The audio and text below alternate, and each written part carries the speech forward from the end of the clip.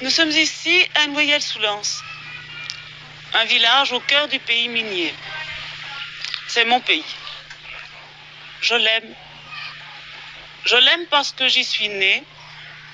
Mes parents y sont nés, mes grands-parents et d'autres encore.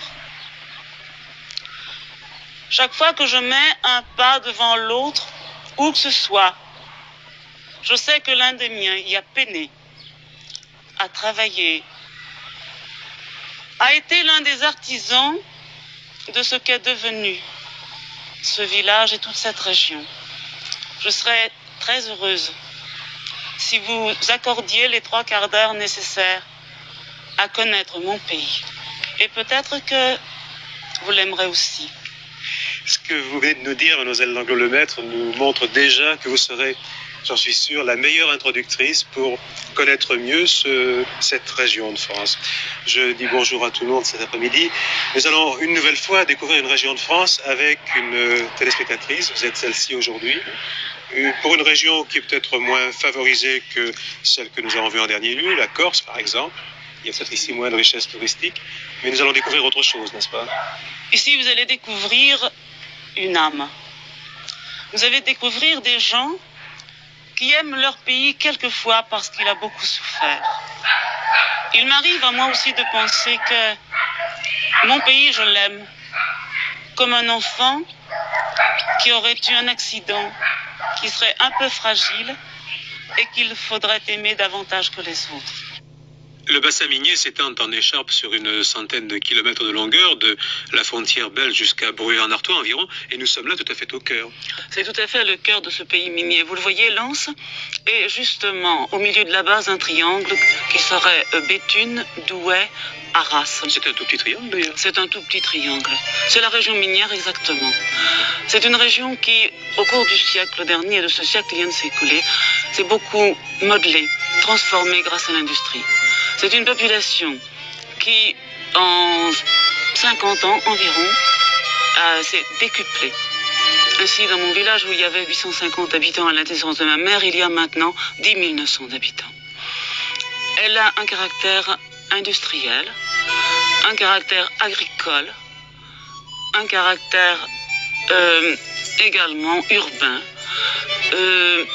C'est un pays où l'eau avait permis depuis déjà longtemps l'installation d'une population relativement nombreuse.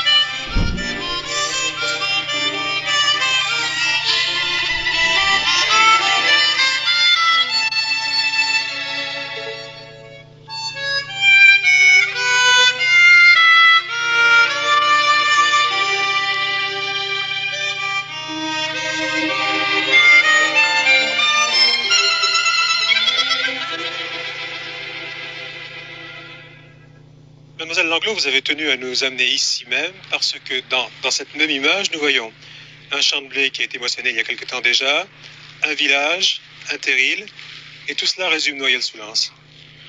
En effet, quand je viens ici, je pense toujours à ce qui m'a toujours été raconté, d'abord par mon grand-père et par mes parents. Là, juste devant, c'est l'église de mon village. Depuis 1070, il y a certainement là un lieu de culte ouvert, sans interruption, sauf pendant quelque temps sous la Révolution. Évidemment, l'église que vous voyez a été reconstruite et ouverte au culte aussi dans les années 1925 ou 26, parce que de tout ce que vous voyez maintenant autour de nous, il ne restait plus une brique complète. Vous voulez dire après la guerre de 1914? Après la guerre de 1914. Donc tout ce que vous voyez là est neuf. Quelle est la signification du nom de Noyelles? Certainement, comme tous les Noyelles qui sont ici aux alentours, il s'agissait certainement de marécages. Oui.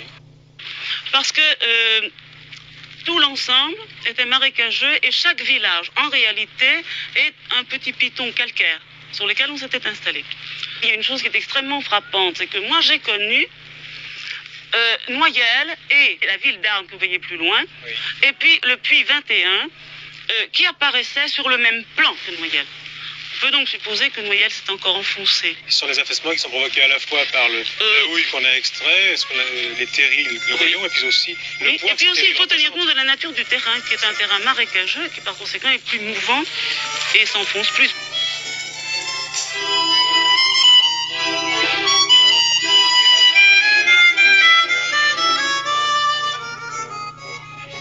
Nous poursuivons notre visite de la région lançoise, Moselle Langlo, sous votre conduite, et nous voici, il faut bien le dire, devant un site tout à fait inattendu. C'est à Olympe, c'est au château d'Olympe.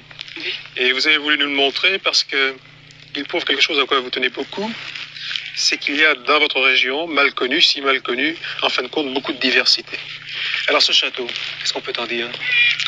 Et d'abord, oui, il témoigne de la civilisation lointaine de ce pays. On peut dire qu'il est du XIIe siècle et que c'est un château fort qui défendait la route qu'on appelle maintenant la chaussée Brunehaut. Une route qui depuis toujours a été extrêmement fréquentée. C'est là qu'est passé D'Artagnan qui se rendait à Boulogne prendre le bateau quand il est allé chercher les ferrets de la reine en Angleterre auprès du comte de Buckingham. Ensuite, alors, elle a vu passer les armées de Napoléon, qui aussi partaient à Boulogne et qui en est revenu très vite pour aller gagner la bataille de Marengo. Et dans chacune de ces circonstances, le château d'Olympe a joué un rôle important. Il a joué un rôle important. Premièrement, tous ces gens qui passaient n'étaient pas toujours forcément des amis. Et à l'intérieur de la cour du château, dans la basse cour, au sens propre du mot, les gens des environs venaient se réfugier. Nous sommes à proximité immédiate de Lens et cependant la région est tout à fait différente. Alors là, c'est une chose à laquelle vous tenez beaucoup, c'est de dire et de faire voir que la région lensoise est très diverse. Voici un pays tel qu'était votre pays avant que les mines ne s'y installent, c'est bien ça? Je pense, oui. Je voudrais faire comprendre que les mines sont venues s'installer dans notre région et nous sommes restés malgré tout une population de cultivateurs qui donnaient des hommes à la mine, qui donnaient des terrains pour qu'on puise, mais nous ne sommes pas un pays absolument neuf. C'est pas une population qui est sortie de terre parce que les mines s'étaient installées. Il y avait une vieille civilisation avant. Est-ce que l'installation des mines, cependant, n'a pas changé un peu les mentalités? Est-ce que les gens qui habitent Noyelles, Salomine, Milly et ailleurs restent encore des ruraux au fond d'eux-mêmes? Je ne pense pas. Je pense qu'ils sont des ruraux, nous sommes des ruraux. Maman avait connu le temps où tout le monde avait son lopin de terre. Tout le monde était attaché à la terre. Et je crois que ceux qui sont partis aux mines parce que leur lopin de terre était trop petit, ou par goût aussi, malgré tout, ils restent de la terre. Je crois que c'est très important de comprendre. Lens est une ville de 45 000 habitants, mais elle commande toute cette agglomération qui, elle, compte plus de 300 000 personnes. En effet, Lens, comme toutes les villes que vous avez vues tout à l'heure sur la carte, est une ville au passé historique, lointain et très intéressant. Il était tout à fait normal que chacune de ces villes devint le centre urbain de ces habitants venus travailler aux mines, qui sont installés dans des maisons construites sur ce qui était le terroir de chacune de ces villes, c'est-à-dire le lieu de culture de chacune d'elles. Toute l'activité ici est commandée par les mines? En grande partie, il faut bien le dire, puisque cette population qui est arrivée à décupler le nombre des habitants, il est bien évident que ces habitants sont ceux qui venaient travailler dans les mines. L'exploitation de la mine remonte à combien de temps dans la région du Nord-Pas-de-Calais? Je sais que le puits numéro 2 a été creusé en 1854. Mais auparavant, un essai avait été fait sur le territoire de Courrières. Cet essai n'a pas été concluant puisqu'on n'a pas trouvé de ramification, on n'a pas pu poursuivre à travers les galeries. Donc la date que je peux vous donner, c'est l'exploitation du puits numéro 2 sur le territoire de Villy-Montigny. Depuis, les conditions de travail ont bien changé, mais le métier n'en reste pas moins périlleux. Et je ne sais qui disait d'ailleurs que le mot de mineur devrait toujours s'écrire avec un M majuscule. Je crois que c'est tout à fait vrai. Nous voyons des hommes qui descendent au fond en ascenseur. Ils ne descendent pas en ascenseur. Il y a tout un vocabulaire, vous savez, ils sont là, ils étaient dans une cage, vous voyez, dont on ouvre la porte maintenant. Et vous les voyez monter dans des sortes de petits wagonnets. Ce ne sont pas des wagonnets, ce sont des berlines ou des barous. C'est le terme qui était régulièrement employé. Autrefois, ces barous étaient tirés par des chevaux qui s'arrêtaient. J'ai connu un cheval qu'on avait remonté à la guerre de 40, en juillet 40. On l'avait remonté de la mine. Et il avait cette habitude, quand on l'attelait une charrue par exemple, il s'arrêtait régulièrement tous les 20 pas, parce que toujours au fond de la mine, il avait dû s'arrêter tous les 20 pas pour qu'on mette une charge dans son petit bain. Aujourd'hui, tout le travail, comme nous le voyons, est mécanisé. Absolument. Certes, il reste encore très pénible à cause de la poussière, à cause des dangers aussi. Il y a encore, hélas, de temps à autre, comme ils disent, des hommes qui sont recouverts. Ça veut dire qu'il y a eu un éboulement. Mais certainement, on ne connaît plus la peine. On avait autrefois quand il fallait taper au pic. Il est vrai cependant que ce n'est pas facile d'être mineur, ni d'être femme de mineur. Certainement pas.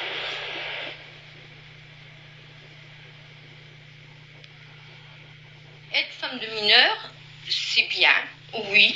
Je ne travaille pas, je suis à mon foyer. Mais pourquoi faire? Toujours avoir de l'entretien. Les petits, j'ai une petite fille de 4 ans, un petit garçon de 6 ans. Bien sûr, ils vont jouer dehors, mais c'est pas du sable. C'est la poussière de charbon qui se colle tout partout aux vêtements, au linge. Il faut toujours laver, entretenir. Et au fond, on vit bien souvent dans l'inquiétude. Bon, à supposer que le mari revient tard de la fosse, on se fait du mauvais sang. J'ai mon mari qui est toujours de l'équipe de nuit. Pour gagner quoi? Un salaire de 120 000 anciens francs. Vous savez, c'est pas formidable. Bon, tu viens t'asseoir? Voilà. Alors, mon mari a commencé à la mine à l'âge de 14 ans et demi. Il aura 27 années de service cette année. Et bien souvent, quand il rentre de la mine, il parle de ses problèmes. Il s'explique. Il dit ce qui ne va pas, ce qui a été. Il a connu le charbon piqueur. Et bien sûr, il a rencontré bien des difficultés dans son travail. Vous savez, il y a beaucoup de maladies de mineurs, maintenant la silicose, beaucoup de silicosés. Alors vous savez, c'est pas toujours marrant d'être femme de mineur. On a toujours peur de ces maladies-là, on a toujours peur de la blessure. On se dit toujours, il est descendu, est-ce qu'il va remonter? À quelle heure il va remonter? Le métier de mineur, c'est très dur. Et alors moi, je ne comprends pas qu'on dit un jour, ce sera fini, parce qu'au fond, nos maris l'aiment. Le grand problème qui plane sur cette région, il ne faut pas l'éluder ni le dissimuler, c'est celui de l'avenir, c'est celui de demain, c'est celui de la récession qui plane sur le bassin minier du Nord-Pas-de-Calais. Oui, voyez-vous, messieurs, ça c'est un problème très grave. Parce que au fond, moi je trouve que c'est inadmissible qu'on ferme des puits chez nous, alors qu'on sait très bien qu'on va manquer de produits énergétiques. Au fond, ici, les mines, c'est l'avenir. On n'implante rien chez nous. On demande, au fond, d'avoir des implantations nouvelles. On demande d'avoir des usines chez nous. On ne demanderait pas mieux. Nos hommes sont une race dure à l'ouvrage. Les gens du Nord, d'ailleurs, sont très reconnus pour cette chose-là. Mais alors, on ne fait rien pour nous. On a l'impression qu'on est un peu dans le sac aux oubliés. Moi, j'ai quand même des enfants élevés. J'ai quand même une jeune fille de 18 ans qui est étudiante. J'ai quand même une fille de 11 ans. J'ai un garçon de 6 ans. Qu'est-ce que je vais en faire? J'ai une petite fille de 4 ans. Qu'est-ce que je vais faire pour eux? Quel est l'avenir pour eux? Qu'est-ce qu'ils feront comme métier? Là, nous sommes devant le numéro 3. Le 3 de Courrières. Oui, si nous allons un petit peu vers la droite, vous trouverez le 4, puis en prolongeant un petit peu vers Noyelles, vous aurez le puits numéro 5 et nous pourrions continuer l'énumération. Celui-ci est tristement célèbre. Celui-ci est tristement célèbre, puisque c'est là que le 10 mars 1906 s'est produite la catastrophe qu'on appelle ici la catastrophe de 1906. À Méricourt, nous avons rencontré M. Anastase Dehaye. M. Dehaye, vous êtes le doyen des mineurs. Vous êtes le plus âgé des mineurs de fond. Voilà, les plus âgés de la région, chez moi, oui. Plus âgés. Quel âge avez-vous? Mais j'ai 95 ans et demi. 95 ans et 6 mois. Toute la région a été meurtrie par la catastrophe de Courrières. Vous vous souvenez de Courrières? Ah oui, je l'ai connu, je connaissais tout. Vous savez, la catastrophe de Courrières est due à l'explosion. Cependant, ça n'était pas grisoteux ici à Courrières. Mais l'explosion est due à un feu qui dormait, à des vieux bois. Les ingénieurs, alors, ont décidé de bloquer toute cette partie-là, pour dire d'éteindre le feu par blocage. Mais ça n'a pas réussi. Et il y a eu combien de morts en tout? 1099. Et il y a des survivants qui sont remontés longtemps après. Oui, il y a des survivants qui sont remontés 20 jours après. Et au jour en haut, sur le carreau du puits, qu'est-ce qui se passait? Tous les gens de la région, ils venaient pour savoir s'ils allaient avoir leurs gens qui étaient dedans. Et il y a eu une grève générale des mineurs à ce moment-là. Il y a eu une grève de 51 jours après. Monsieur Aristide Jacquard, vous étiez à cette époque-là bien jeune. Oui, j'avais 17 ans. 17 ans. Les ouvriers sont morts. Et vous étiez au fond. Je dois même dire que aujourd'hui vous êtes le dernier survivant de ceux qui sont remontés. Je connais plus personne qui personne. Ben, surtout, j'avais 17 ans. Ouais. Il était 6 heures au matin. Oui. Ça fait mes ouvriers, vous comprenez, hein, où j'avais chargé le charbon, quoi. Dès à rester, tu montres en haut, tu dis au Galibo c'est celui qui conduisait la machine, vous savez, qui met 2 berlines vides.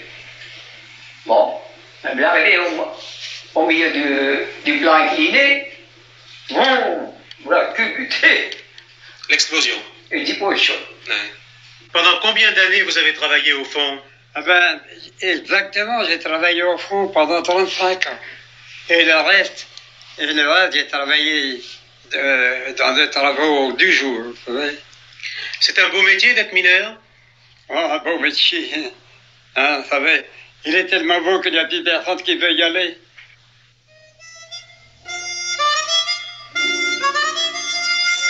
La marque même de votre région, la voici, les voici, ce sont les terrils. En effet, ce sont non pas les terrils, comme vous le prononcez, mais les terris. Ce sont des espèces de pyramides qui sont formées des déchets de ce qui est remonté au jour. Au jour, on remonte indifféremment la houille et la terre. Ce que vous avez vu tout à l'heure forme donc les terris. Comment se fait-il que certains soient noirs et d'autres comme ceux-ci, rouges ou marrons? Les noirs, ce sont les plus récents. Ce que vous voyez ici coloré, la couleur est due à la combustion lente. Et les couleurs sont variées selon la nature même des pierres et des déchets. Et maintenant, une photo de famille. Près de moi, en effet, Madame Gossignac. Nous sommes venus chez vous. Madame, vous allez nous présenter tout le monde pour commencer. Oui, monsieur. Voilà mon fils, ma belle-fille. Il s'appelle comment votre fils? Mon fils Joseph Gossignac. Oui. Ma belle-fille, ma fille, mon Jean. Elle s'appelle comment votre fille? Ma fille, elle s'appelle Cécile Gossignac. Mon Jean, qui s'appelle Noël Milan. C'est un Français qui a adopté une belle-mère polonaise. Ah oui, monsieur. Mes petits-enfants et un petit copain français ici, de mes petits-enfants, et une nièce qu'elle est venue nous rendre visite, et mon neveu, et encore une nièce. Et il s'appelle Wojniak, et madame là, elle a épousé un Français qui s'appelle Leroy, donc elle s'appelle Madame Leroy. Je crois que tout le monde aura compris. Cette émission que nous faisons sur le bassin minier du Nord-Pas-de-Calais n'aurait pas été complète si nous n'avions pas passé quelques instants avec les Polonais ou les Français d'origine polonaise. Oui. Vous êtes arrivé en France quand? Comment? Racontez-nous votre histoire. En 1922, je suis arrivée avec mes parents. J'avais 9 ans à Mont-Soleil-Mines. Et j'allais à l'école là-bas jusqu'à 12 ans. Après, on est venu ici dans le Pas-de-Calais avec mes parents, naturellement. Et j'ai commencé à travailler à 13 ans à la mine de Foscat. Qu'est-ce que vous faisiez? En cesse de cailloux. C'était une toile, il y avait du charbon et puis il y avait des cailloux, il fallait trier. Après, je travaillais à la lampisterie et je faisais l'interprète en même temps. Puis vous êtes marié, il faut le dire. Ah, je suis mariée à un Polonais et malheureusement il est décédé il y a 15 ans. Votre mari était mineur, madame? Un mineur du fond, 35 années de fond. Et il est mort de silicose. Silicose. Madame Gossignac nous disait, je crois qu'on peut revenir là-dessus si vous voulez, monsieur, elle nous disait à l'instant qu'elle était interprète. Et je crois que la grosse difficulté qui existait pour vos compatriotes qui arrivaient de Varsovie et de tout le pays, c'était l'obstacle de la langue. C'est exact. Justement, c'est pour ça que ils n'ont pas été peut-être tout à fait admis au début, parce qu'ils ne pouvaient pas que s'exprimer. Mais à la longue, ils ont très bien compris, en s'exprimant, en ayant la possibilité de s'exprimer, l'attente était très cordiale entre les Français et les Polonais. Est-ce que votre père vous a raconté, est-ce que vous avez vécu justement cette entrée en France? Est-ce que vous aviez senti une réticence? Oui, on en a même d'ailleurs des anecdotes assez savoureuses, si on peut dire, dans une qui vient de ma grand-mère, parce que lorsqu'ils sont arrivés, ils sont arrivés à Verdun. Et évidemment, dans ces pays, à cette époque-là, il y avait quelques produits qui étaient inconnus. entre autres les bananes, les oranges, entre autres les frites. Et grand-mère, quand elle est arrivée à la gare de Verdun, elle a été se faire servir un paquet de frites parce qu'elle avait faim. Et elle a demandé dans son, comment dire, dans l'espèce de langage qu'elle avait appris sur la route pour venir, de mettre beaucoup de sucre. Et évidemment, quand elle s'est aperçue que c'était des pommes de terre, elle a acheté le paquet. Elle s'est d'ailleurs attrapée après. Hein. Mais quand même, je voudrais rejoindre ce qu'il disait mon cousin Edmond. Là, on a quand même été bien adoptés par les Français. Et à tel point que j'étais dans un collège, un élitaire, et j'ai eu entre autres un de mes camarades de collège, mais qui parlait le polonais aussi bien que moi. Et il s'appelait Laurent. C'est un Français qui avait appris le polonais par contact. Oui, il était dans une cité, c'était à Salovine, dans la rue d'Année, où il n'y avait plus de polonais que français. Et évidemment, il y a eu le retour des choses, où il y avait moins de polonais, ils apprenaient le français, et de l'autre côté, c'était pareil. Qu'est-ce que vous nous avez préparé là ce soir? C'est du plat sec. Qu'est-ce que c'est le plat sec? C'est un gâteau sec, il peut remplacer la brioche le matin. Ça, c'est typiquement polonais. Hein? Ah oui, oui, oui. C'est bon, monsieur? Ah oui, très bon. Ouais. Dites-moi, nous avons vu dans les rues de Noyelles-sous-Lens un mariage entre un jeune homme et une jeune femme d'origine polonaise. Oui, d'ailleurs, c'était ma cousine qui se mariait. Et alors, les mariages polonais, au départ, le premier garçon d'honneur va chercher les invités. Hein, avec la demoiselle d'honneur pour chercher les invités, chacun à leur tour. Et ils viennent avec une bouteille d'alcool et on boit un petit verre d'alcool à chaque fois. Je vous dirais que le garçon d'honneur, il est pas très prêt à la fin. Mais enfin, quand l'invité arrive, chaque invité arrive, il y a des musiciens qui sont là et ils jouent toujours un morceau pour accueillir les invités. Une vieille mélodie polonaise. Oui, ça fait pleurer beaucoup de gens, mais enfin, c'est sympathique. Tout le monde l'a conservé, ça, parce que vraiment c'était bien. Mais...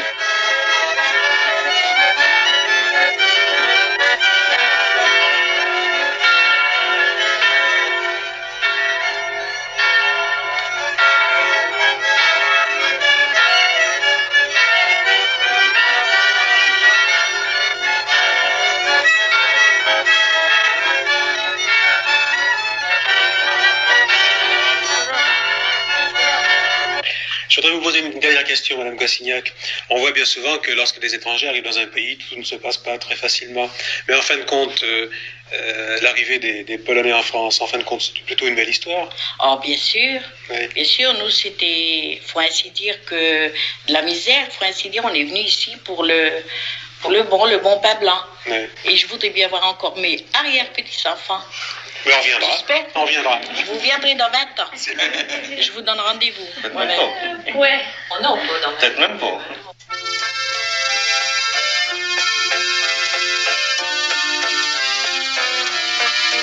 Toutes ces rues rectilignes, toutes ces maisons de briques accolées les unes aux autres, ce sont les célèbres corons. Et c'est peut-être bien là, je ne voudrais pas vous faire de peine, mais un des aspects les moins avenants de votre région.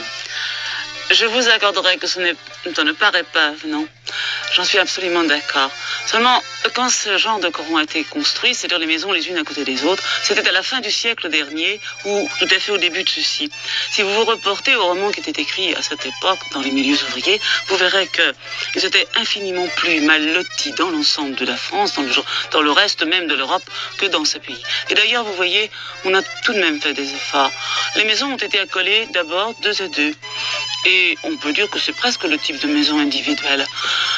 D'ailleurs, quand on regarde les maisons ailleurs que dans ce pays, les grands ensembles, les maisons toutes pareilles les unes à côté des autres, croyez-vous que ce soit mieux?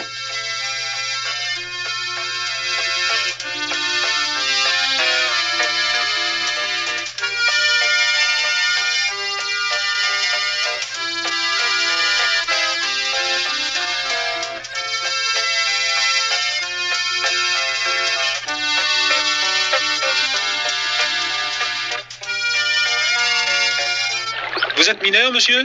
Oui, monsieur, on est mineur. On est mineur retraité. Alors vous venez ici, vous vous retrouvez entre copains, entre anciens mineurs. Oui, c'est ça. Après le passe-temps de nos séjours ici, maintenant on est retraité, on n'a plus que ça à faire. Hein. Et c'est un étang naturel? Oh, vous savez, l'étang, si vous voulez, ici, il a été plutôt produit par l'affaissement du terri que vous voyez là en face. Parce qu'avant ça, c'était un bois. C'était complètement un bois. Et le marais se trouvait plutôt là derrière la ligne de chemin de fer avant, un beau marais qu'il y avait là. Mais ici, habitaient même des gens dans le parti du bois. Il y avait des maisons, là, des petites maisons, alors. Hein. Ben, c'était des maisons, les murs, ils sont encore là. Vous avez là au-dessus encore une maison qui se trouve là. Donc c'est l'affaissement du terri qu'il a pu arriver à creuser pour avoir de l'eau. C'est de l'eau de pluie qui stagne ou il y a des sources en dessous? Ben, il faut quand même croire qu'il y aurait quand même des sources vu le niveau de la mer. Alors que l'affaissement a pu faire ressortir quand même l'eau du niveau de la mer, alors qu'il maintient l'eau. Et alors qu'on a demandé aussi, pour avoir de l'eau du canal qui passe là derrière, c'était simple de nous faire arriver de l'eau là-dedans. Et ça, c'est assez difficile pour obtenir satisfaction. Ah, voilà. Ah, voilà un beau goujon qui s'amène. Ah, voilà quand même. Ah, voilà quand même. Et voilà. On n'est quand même pas bredouille aujourd'hui, hein?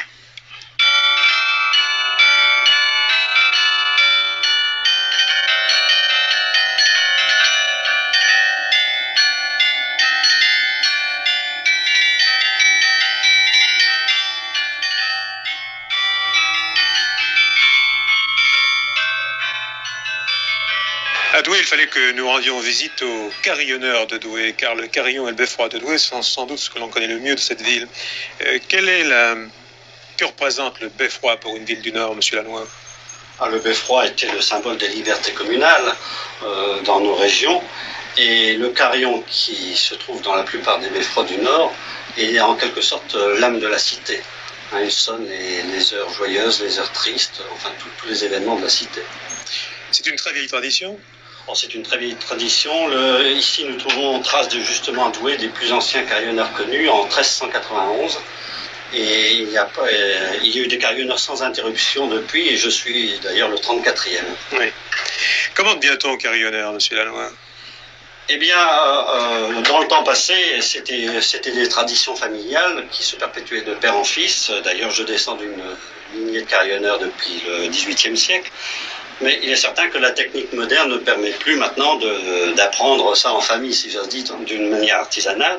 Et il s'est formé depuis une cinquantaine d'années des écoles. Il y a eu d'abord l'école de Belgique, de Malines. Il y a eu une école hollandaise ici récemment, depuis une dizaine d'années. Et depuis 2 ans, nous avons une école en France, au Conservatoire de Tourcoing. Vous êtes professeur d'ailleurs? Je suis professeur. Il y a combien de carillonneurs en France? Eh bien, nous sommes environ une trentaine actuellement, de carillonneurs de carillons d'une certaine importance. Vous le savez mieux que personne, votre instrument est sans doute un des instruments les moins bien connus du grand public, d'abord parce que vous êtes toujours juché en haut des beffrois, où on n'a pas toujours accès. Oui, le carillonneur est un homme que l'on entend, mais qu'on ne connaît pas souvent. Alors profitons de l'occasion. Parlez-nous du répertoire du carillon. Le répertoire est très varié. Il comporte... Le carillon est d'abord un instrument folklorique au sens pur du terme, c'est-à-dire un carillon qui s'adresse au peuple, en quelque sorte, qui chante la musique, les chansons du peuple. Et donc il y a tout un répertoire de chansons modernes, anciennes, et tout ça que l'on peut jouer au carillon. Mais aussi le carillon moderne, avec ses cloches très justes, et son répertoire et sa technique, permet de jouer maintenant des œuvres classiques et modernes, et d'en faire un véritable instrument de concert. Il accompagne en quelque sorte toutes les heures marquantes de la vie de la ville. Absolument, c'est en quelque sorte l'âme de la cité. Monsieur Lannoy, nous allons vous écouter, si vous le voulez bien. Vous allez nous jouer quoi à présent? Eh bien, je vais vous jouer une pièce pour clavecin qui s'intitule d'ailleurs Le Carillon de Citer. S'il vous plaît.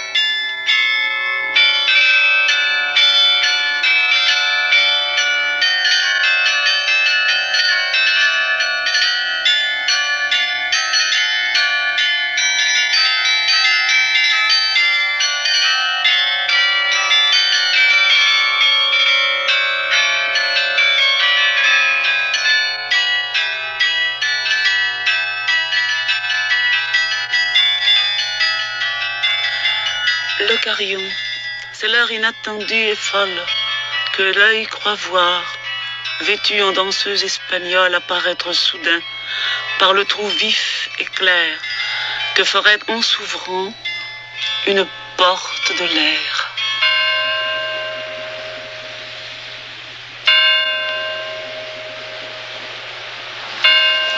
Il y a Lens, il y a Douai, mais il y a aussi Béthune.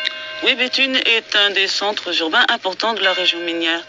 Les façades que vous voyez là, bien que reconstruites après la guerre de 1914, ont respecté le style qui a été apporté par les Espagnols au temps de l'occupation. Et puis il y a aussi et surtout, au point de vue architectural, Arras, où ces réminiscences sont encore plus marquées. Ces réminiscences sont marquées et surtout très respectées. On peut dire d'Arras que c'est une ville-musée. Vous voyez ici, dans le fond, l'hôtel de ville d'Arras, avec son beffroi, signe comme partout des libertés communales. Cet hôtel de ville date de 1460. En réalité, il a été démoli pendant la guerre de 1914, mais à sa reconstruction, il a été complètement respecté. Le lion qui surmonte le beffroi est le troisième. Les deux autres ont été gardés et sont actuellement dans les musées d'Arras.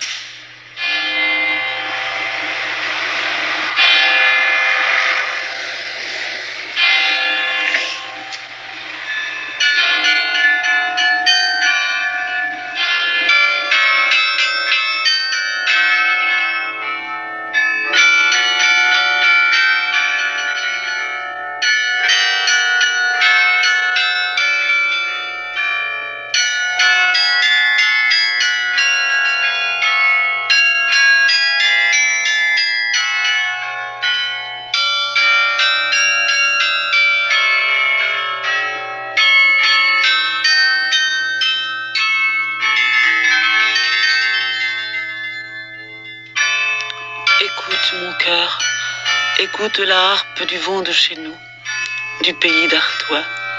C'est un très vieux air des bords de la Scarpe qui chante aujourd'hui, tout comme autrefois.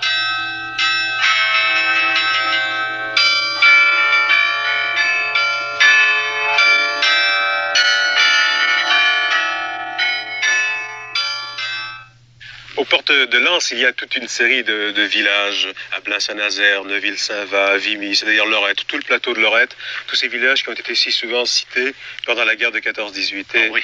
Nous avons demandé, vous, monsieur Yvan Accard, qui êtes un ancien combattant de 14-18, de venir ici, à Vimy, parce que à Vimy ou ailleurs, c'était à peu près la même chose.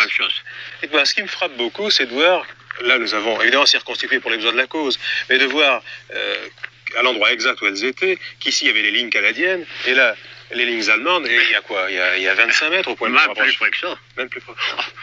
Moi, j'ai vu être en Argonne, j'étais en Argonne, j'ai la carte 2000. Ouais. Comme d'ici là. Vous entendiez, vous voyez? Ah oui. On les voyait fumer, on voyait la fumée et tout. Ouais. On les entendait parler. Est-ce que les tranchées, là, telles que nous les voyons, sont dans l'état où elles étaient, à peu près pour la hauteur, par exemple? Ah, la hauteur, oui. Enfin, forcément, c'est beaucoup mieux ici. Oui. Comme hauteur, oui. C'est ça. À peu près 1,70 m de profond. C'est ça. C'était fait de sacs de sable? Ah non, on avait très peu de sacs à terre. Oui. Si, c'est-à-dire quand on creusait le sable, on montait la terre dans des sacs. Et quand on évoque la guerre de tranchées, on pense toujours à la boue, au froid, à l'eau, à la neige. Il y avait quand même des caillebotis comme ça au fond pour circuler. Oui. Non, on était dans la bouche. Oui.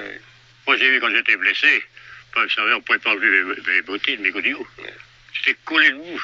À cet endroit, monsieur Accard, où il s'est passé quelque chose de bien précis que vous allez nous raconter. Oui, bien précis pendant la guerre 14. Ici, ce sont les vestiges d'une mine qui a fait sauter un bout de tranchée de nos soldats. Ce cratère-là a été provoqué par une mine? Par une mine. Alors, une mine, parce qu'à l'époque, nos tranchées étaient en, pas moins de quinzaine de mètres l'un de l'autre. Et alors, les Boches, excusez-moi de dire les Boches, hein, je suis en 14, fabriquaient une sape. Ils allaient au-dessous de la tranchée adverse, ils déposaient une charge de poudre, et à un moment donné, hop, on sautait. Parce que nous avions pas le droit de nous en aller. Hein. Ah non, on était défendus de faire demi-tour. Et puis on les entendait travailler. Hein. Alors on se collait la figure sur le sol pour répéter si la mine était prête. Et qu'est-ce que vous aviez comme défense à ce moment-là? Rien. Rien. Et alors non seulement ça, quand on sautait, c'est que les Allemands avaient braqué leur mitrailleuse. Alors les pauvres bougres qui sautaient étaient encore zigouillés par les balles des mitrailleuses. Beaucoup de jeunes gens, et souvent des très jeunes, ont été engagés dans la guerre de 14. Vous-même, monsieur Accard, Je me suis engagé. vous aviez quel âge? J'avais 19 ans, un bon 19 ans. Ouais. Et beaucoup de jeunes sont morts aussi, comme celui. Ah oui, lui, c'est un peu exceptionnel. Hein. Ouais. Qui était-il, ce garçon? Ben, je ne sais pas exactement où il était. Mais enfin, pour moi, c'est un camarade, un ancien combattant, pour eux, c'est un camarade. Ouais. Vous ne passez jamais ici sans émotion, monsieur Accard. Surtout quand je lis les paroles. Quelles paroles? Allez, ce qu'il a dit là avant de partir. Alors, mes vieux papas, vous n'allez pas laisser votre enfant mourir seul.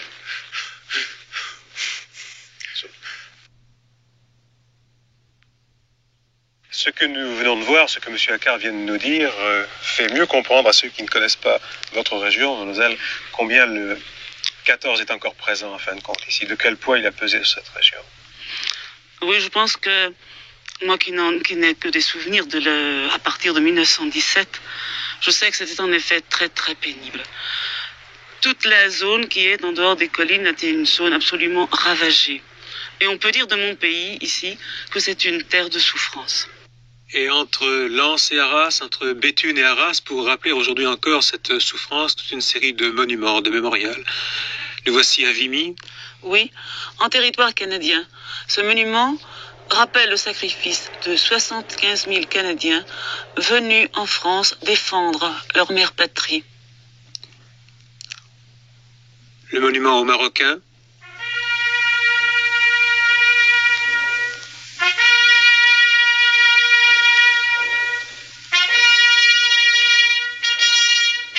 Les Britanniques.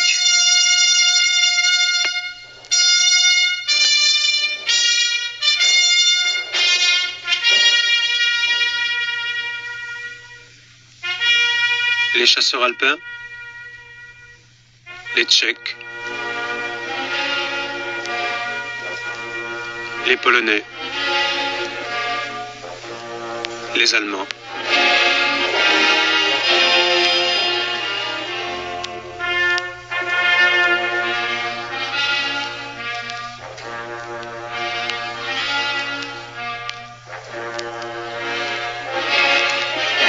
Et puis Notre-Dame de Lorette, la basilique, sur ce plateau de Lorette où les combats n'ont pratiquement pas cessé de toute la guerre.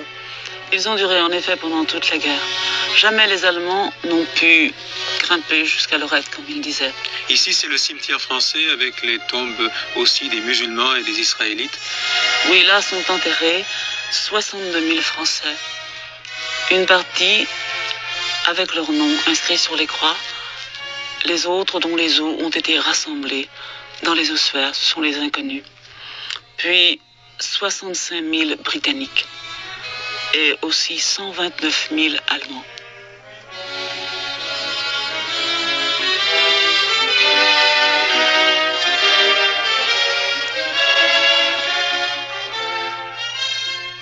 « 20 ans après, sur cette terre d'Artois, c'est une autre guerre, une autre épreuve.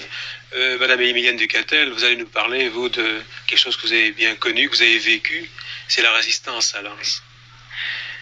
Vous avez fait partie d'un réseau avec votre mari. Oui. Qu'est-ce que vous faisiez? Mon beau-frère. On faisait de la résistance. Mon mari, il allait à la mine. Et quand il était rentré, on faisait tout pour faire du sabotage avec les copains. Qu'est-ce que vous avez fait vous-même comme sabotage, par exemple? Moi, je faisais des petits sacs à la machine pour mettre des choses qu'on fait sauter, là.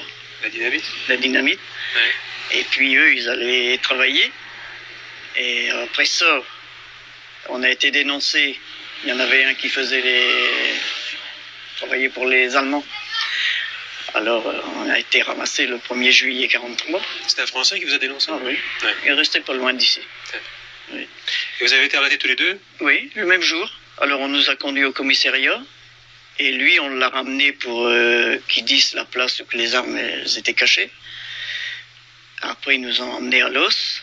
De Los, nous sommes partis. Nous avons resté jusqu'au 1er décembre. Nous sommes partis en Belgique, 4 jours. Après, nous sommes partis à Essen. Mais là, mon mari, il est parti d'un côté, moi de l'autre. Je suis parti à 15 km. Après, j'ai parti en Haute-Silésie.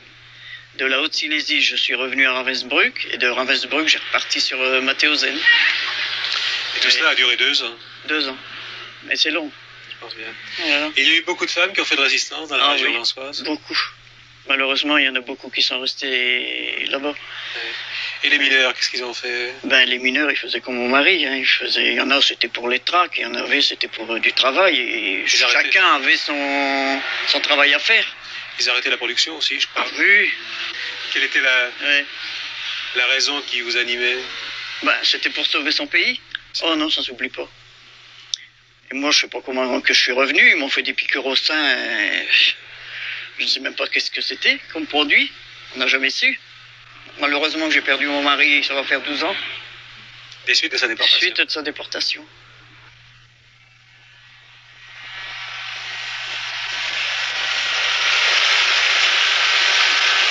Je suis quand même pris d'un scrupule, mademoiselle Langlois. Il ne faudrait pas que nous donnions à la présentation de votre région une tonalité trop sévère. Il y a aussi un sens de la fête, un sens de la joie dans cette région. Les gens de mon pays sont très gais. Ils ont le sens de la fête. D'ailleurs, c'est l'occasion, chaque fois qu'il y a un mariage, dans le village ou ailleurs, n'importe où, d'une très grande réjouissance. On invite encore de très nombreuses personnes. Par exemple, ici, nous sommes à Pont-de-la-Deule pour un mariage de mariniers. Voilà. Ici, vous êtes sur la Scarpe. Vous allez voir d'ailleurs que ce soit chez les mariniers ou ailleurs, les mariages prennent cette forme de réjouissance. Il y a aussi beaucoup d'autres réjouissances. Si vous étiez venu, par exemple, entre le mois d'avril et de septembre, vous auriez vu dans la région partout des ducasses, qui sont des fêtes sensationnelles.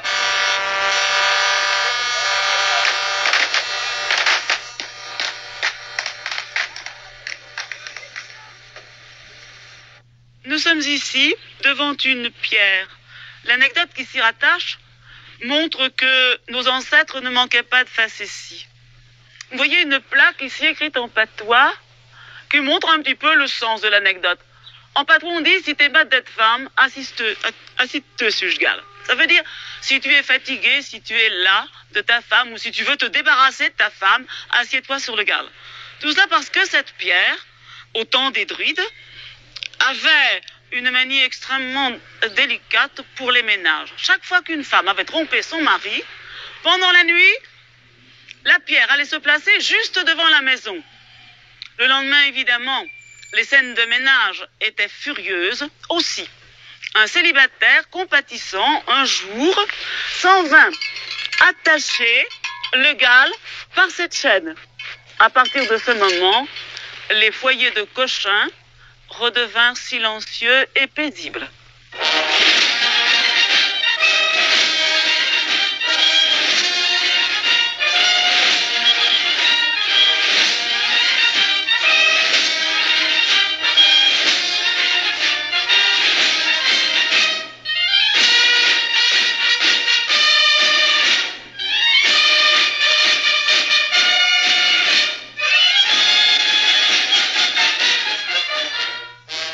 Enfin, l'harmonie municipale de Lens nous rappelle qu'à Lens, on a le sens de la musique. Oui, les gens du Nord sont certainement des musiciens nés.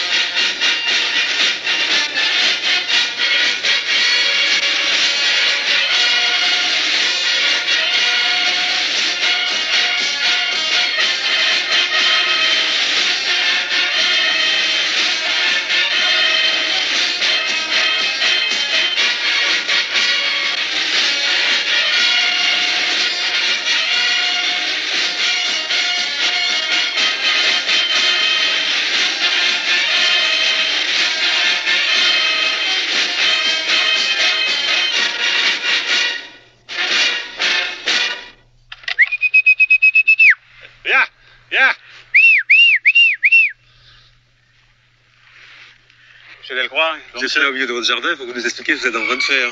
C'est dimanche aujourd'hui, alors comme tous les dimanches, on fait les concours et on attend nos pigeons. Vous êtes colombophile? Oui, monsieur. On dit coulonneux ici. On dit coulonneux, oui. Il y a beaucoup de coulonneux dans la région? Chez nous, il y en a 120. Et... 120 sur Noyelles? 120 sur Noyelles. Ouais. Dans la France, il y en a 35 000. Ouais. Vos pigeons, par exemple, vous les élevez vous-même? Oui, on les élève nous-mêmes. Vous faites les croisements? On fait les croisements, on fait les accouplements, on fait les croisements. On a les jeunes, on les bague.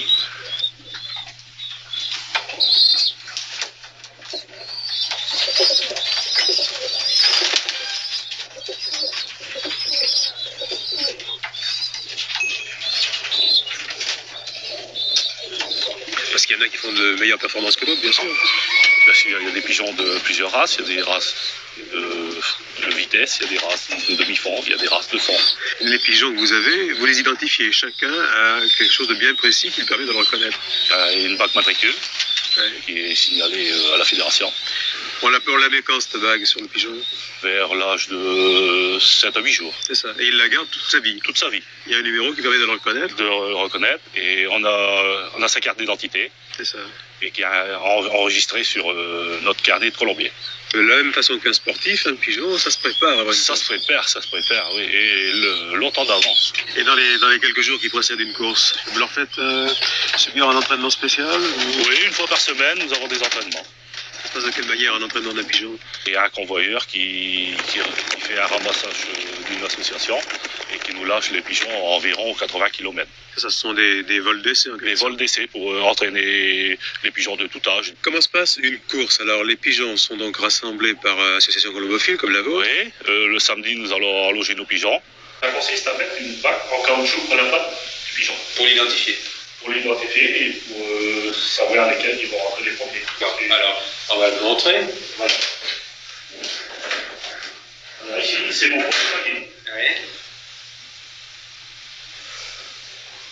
On la porte.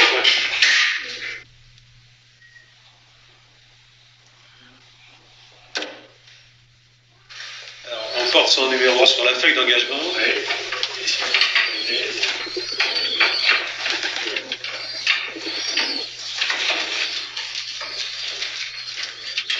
À partir de là, le pigeon est considéré comme engagé. Il est engagé.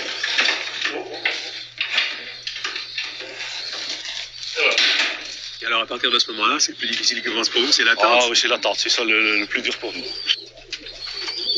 Les pigeons de M. Delcroix rentrent au pigeonnier, ils reviennent à Noyelles. Noyelles que nous allons quitter. Notre seul vœu, Mademoiselle Langlo, c'est au cours de la présentation de cette région de ne pas l'avoir trahie. J'ai revu avec vous des endroits où je n'étais pas passée depuis 2 ans seulement. Je les ai trouvés complètement changés. J'ai trouvé aussi, dans l'ensemble de mon pays, une attente comme il en a déjà connu à travers les siècles. Parce que, voyez-vous, il y a longtemps que j'ai compris que cette terre, prise, reprise, échangée, tantôt champ de blé, tantôt lieu d'un terri, tantôt lieu d'un coron, cette terre, en fait, elle ne nous appartient pas, nous lui appartenons.